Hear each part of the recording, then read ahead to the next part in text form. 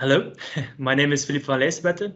I am a third-year PhD student in the group of Philippe Dupré, where we are working on reprocessable thermosets, which is quite a hot topic at the moment. And I'm just going to dive into the topic immediately, just so that everyone can follow what I'm talking about. So we need to rethink our relationship with plastics. This is something we probably all know, because nowadays our relationship with plastics is rather negative. We need to change this because actually plastics can be very valuable. They can be very useful, and they are useful. It has been proven that alternatives for plastics is actually not interesting at all. And for certain applications, indeed, elimination is important. But one of the most important things, in our opinion, is to innovate constantly and circulate these plastic materials, because they really have some added value to technological developments. And what is quite important is that for polymer networks or thermosets, this actually all boils down to one problem, which is viscosity. Polymer networks have so many interactions that they actually do not allow to be circulated. They are not, in fact, they cannot be recycled. So this means that these materials, they can never be reused. So once they take up their shape, this shape is permanent and you can never get rid of it.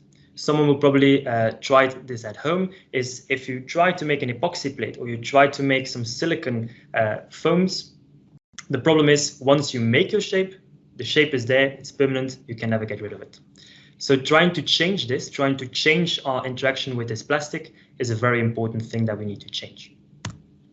So to get a bit more into detail about what the technical issue is with thermosets, is for this, we need to look at a certain temperature profile.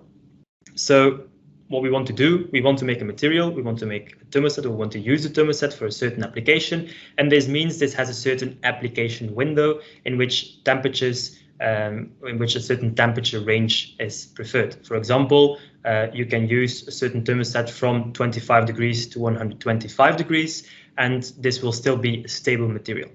This is why thermosets are so wanted, because they keep their properties, although temperatures may change, the chemical environment may change, pressure may be there, but these thermosets keep their shape, they keep their very permanent structure. So that's a good thing, but there's also at the same time a downside, because these materials cannot alter their shape anymore, which means they cannot be recycled, reprocessed, or given another application. What you can do, of course, is heat up and try to pyrolyze, so destroy the whole network. But actually, this temperature is much higher compared to the use temperature in most applications. So let's say even 500, 600, 700 degrees Celsius, which is very high above the temperature that you want to use it in. And this actually means that there is some sort of uncharted territory. And this uncharted territory is actually one of the main topics of my PhD research, is trying to find ways to introduce what we call dynamic covalent bonds into the material. So these interactions, we change these permanent interactions, these very strong interactions in the thermoset, towards a little bit less strong interactions. So this means we put some triggable bonds there. And what do we mean with triggable bonds? Bonds that act as permanent in a certain temperature window, let's say the use window, but after a certain temperature window, so higher, we can introduce material flow. So this means that during use, these materials keep their permanent character, being a thermostat, but after being heated enough, they start to behave like a thermoplastic, and a thermoplastic can be reprocessed, it can be recycled with heat. So this thermomechanical recycling or mechanical recycling is a very interesting topic that has gained research attention the last 10-20 years. But if we talk about material flow, we always talk about chemistry, because these specific dynamic covalent bonds, which chemistries do we now have available to do something with it? So first, in the beginning of the research, what people always looked for were intrinsically reactive, weak or transient bonds, we call these. So this means these bonds are actually a bit too reactive. So you go from something where you don't have real strong interactions, a thermoplastic, to something where you have very strong interactions, a thermoset. But by introducing these weak or transient bonds, you actually start to behave more or less like a thermoplastic. And then you can ask yourself the question, what was the purpose of cross-linking in the first place? Because we introduced these quite weak bonds. Then the second part was try to work with more robust bonds, but activate them by adding catalysts. And the nice thing about adding these catalysts is that these catalysts often would only start to become interesting at higher temperatures. So you're already getting there, but the problem is you need to add a catalyst. These catalysts can be expensive, they can leach from the material, so they can just go out. There is some certain regulation about them, they can degrade after a while. So these catalysts, it's still an issue. Moreover, what is another issue is that these catalysts also try to, or can also catalyze other reactions that you don't want to have. And then the third part, which has actually has been one of the main topics of my research, has been to find ways of introducing chemical reactivity into polymer networks without adding any catalyst, but simply by designing specific molecules. One of these was developed by our research group, is making use of polyester chemistry, where you have a carboxylic acid in the neighborhood. And this carboxylic acid would actually catalyze material flow by making a reactive intermediate. Another way, and this has been developed by our group, is as common in polyamides, and here we have internal catalysis coming from a neighboring amide bond, which can activate other amide bonds, releasing amines as such, and actually creating material flow. So what is actually important to understand from these data is that to choose the right chemical bond, we need materials which can be fast processed, which are still stable, which are commonly available, so we can't go for very exotic stuff, and which still are able to be resistant to deformation. So what does this mean? We need to go for strong bonds, but strong bonds that are only activated at higher temperatures. So to go a bit more in detail, what we did is we made polyamide networks by making use of these different monomers. And these polyamide networks could be, if they were cut into different pieces, they could be reprocessed by compression molding, which is actually a quite interesting technique, because by applying heat and pressure, we could make these different thermoset parts flow, which was actually a nice work, because you could start from something which exists, polyamides, everyone knows these, and from commercial available building blocks. So this is quite interesting, because by keeping chemical design in the back of our heads, we could give them new properties for these applications. And what we focused on was actually the formation of this reactive intermediate, and that is by changing the distance of the carboxyl groups, which are carboxyl ester groups here. We could go to different reactive intermediates. And if we go to a classic organic chemistry textbook, then we know that 5 membered rings are more stable than 6 membered rings and are more stable than 7 membered rings. And in this case, we could actually change the behavior in function of temperature of these networks. What do I mean with this?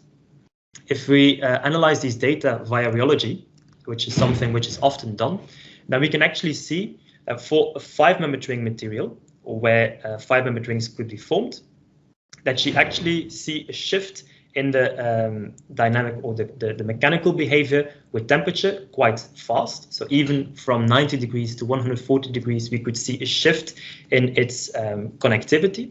So the material is starting to flow even at lower temperatures. But if we switched to a system where 6 membered rings were being formed, then we see, or we saw, that even there, not much material flow is happening, so we could even go to higher temperatures. So this means that the specific use temperature of your thermoset will depend on the monomers you will add in the system and which reactive rings they can, or intermediates they can form. This is quite nice because you can tune the properties of these materials in this way. Another thing, next to what we call a frequency sweep test, so a rheology test, where we actually look at the connectivity of the system, we are also looking at stress relaxation tests, and stress relaxation tests give us more or less an idea about how a material is going to flow as well, but it will give us more an idea of the, let's say, longer term behavior, while frequency sweep is more for shorter term relaxation or shorter material flow. This will give us more an idea about a little bit longer. And what we could see, again, 5 membered ring, we could see very fast loss in connectivity inside the material, which means this material will start to flow. But if we go to another one, which is in the 6-membered ring, we could see that there is almost no change in the connectivity of the material. And this means that the connectivity of the material is completely giving us how this material will behave in terms of thermal stability, in terms of reprocessing, and so on. So this research is still ongoing. And what we could see, if we then plot how this is going with temperature, then we could see that there's a very fast decrease in what we call the relaxation modulus. This is related to the storage modulus. So this is related to the rubbery plateau. So we could see that the rubbery plateau is gradually shifting, which means that our viscosity is shifting, and if the viscosity is going down, then we know that these materials are able to be reprocessed. So this is actually quite interesting topic. While for this 6-membered ring system within the temperature range that we were looking for, it didn't change much, which is quite interesting, because then this means that in this temperature range it will do nothing. But of course, what we know is if we heat far enough, or if we heat high enough, then more and more of these rings will be formed, and the material will lose connectivity faster and faster. And this has actually given us more and more inspiration to design materials where functionality is everywhere. So this means that it is actually quite interesting to rethink certain systems that already exist. So to introduce chemical reactivity in these systems, because this means that we can actually use existing formulations with a small alteration and give them new properties, which is of course interesting from an economic perspective and for industry, because this makes this drop-in technology. They don't have to change all their equipment. They just have to buy different monomers, and they can actually make their specific networks. And for us, the most interesting applications would be, of course, for coatings, adhesives, specialty polymers, and inks, because it would be quite interesting to make certain very large structures which are attached towards each other at a certain temperature, the use temperature that you want to use them, and then at higher temperatures we can actually start the material to make the material flow and actually be able to detach or debond certain specific structures. So this is one of the main topics that is still ongoing, and which will be one of the last things that I probably will do in my PhD research. So this has actually brought me to the end of my presentation.